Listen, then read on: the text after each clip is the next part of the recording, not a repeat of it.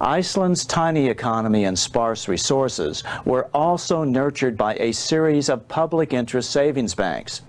Despite a population of a little over 300,000 people and a gross domestic product of around only $12 billion, Iceland is one of the most civilized nations on earth.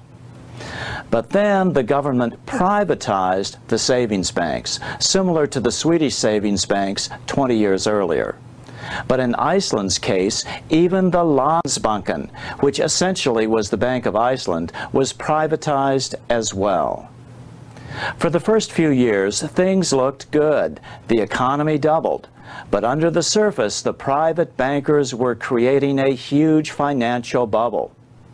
They opened a new offshore internet bank called IceSave, targeting depositors in the UK and Holland by offering attractive interest rates for new depositors. Hundreds of thousands of new accounts were opened. Entire towns and police department pension funds put their money into IceSave, as did charities such as cancer relief funds. Using fractional reserve lending, IceSave fanned that into billions for questionable new loans. IceSave started investing in European ventures, especially in Russia. Many now believe that IceSave actually became a money laundering operation for the Russian mafia. All the while trading on the good reputation for solid banking Iceland had built up over the previous decades. However, when the bank was privatized, it still used the good reputation of Iceland to grow huge and do, lots of criminal activities.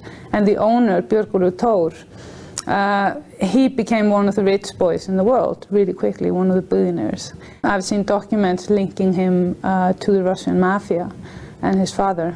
One oligarch that fled to the UK confirmed that Iceland was used as a money laundering machine for the Russian mafia. When the crash came in 2008, the big Icelandic banks quickly failed. In the 5 years' time they were privatized before the collapse, they actually grew 10 times the Icelandic GDP. And when it collapsed, you can imagine how huge the collapse was, because they collapsed onto the shoulders of the nation or the taxpayers. The Icelandic parliament at first poured enormous amounts of taxpayer money into them to try to save them, but they still failed. Then the government bailed out all the Icelandic depositors, but the IceSave accounts were not in Iceland and were never insured by the Icelandic government, and so they were not bailed out. However, in the face of tremendous political pressure at home, the British and Dutch governments bailed out the IceSave accounts of their citizens, and then tried to make Iceland pay for it at terms that have decimated Iceland's fragile economy. The income tax of more than half of the nation, just the interest of this particular loan. Then you have other loans, then we would have gotten from, in 2007, being the most developed nation in the world, into a nation spending all its GDP just paying interest of foreign loans. Inflation shot up. Icelanders soon discovered that even the principal on their home mortgage loans was indexed to inflation. Many Icelanders saw the principal on their home mortgages double and their payments triple. This despite rising unemployment. The way the loan system is in Iceland is completely outrageous. I mean, it is, your rights as a consumer are zero. Foreclosures mounted and the citizens rioted. They call it their revolution. They stormed the Parliament Square.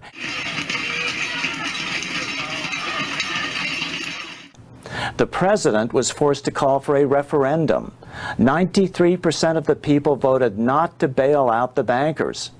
The Brits aren't exactly as shining lights here about how to handle international relations. No, it's one of the worst conducted, most absurd things I've seen in a long time, really. I mean, it's obvious that the Icelanders cannot afford to pay this money back. What we've just seen is a first anti-bailout tax revolt here. Now the ruling party is trying to convince Iceland to join the European Union to be eligible for loans to save its economy. The people, however, seem unconvinced that more and more debt is the solution.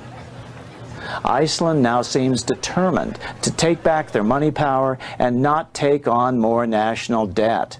What I want to implement here is a healthy banking system where you don't have fractional reserve, you don't have high interest. The banks should not serve as mafia outlets. It should be something that is important for the communities.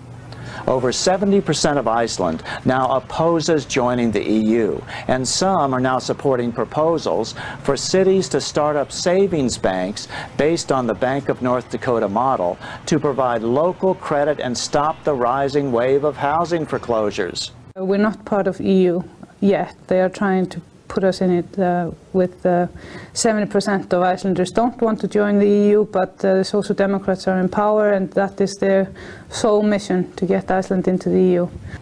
Iceland is proud of its democratic heritage. Iceland is the home of the oldest parliament in Europe, having met annually for over 1,000 years.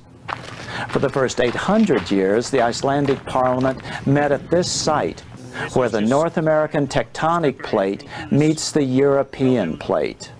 Called Þingvellir, Icelanders consider this a holy site where elected government was born. Today, Iceland is the new battleground as it attempts to become the first nation in modern times to escape the serfdom of the debt money system. If Iceland escapes, the rest of the world will be watching. If you end up paying this money, entering into the EU to try to find salvation that way, it will only get worse. What has happened in Iceland is going to happen on a worldwide scale in our lifetime. There won't be enough money to cover all the debts. Why are governments pumping money into private banks? Why are they not letting them roll? I mean, just like any other. And then the excuse is, oh, they're too big to fail. Let them fail, please.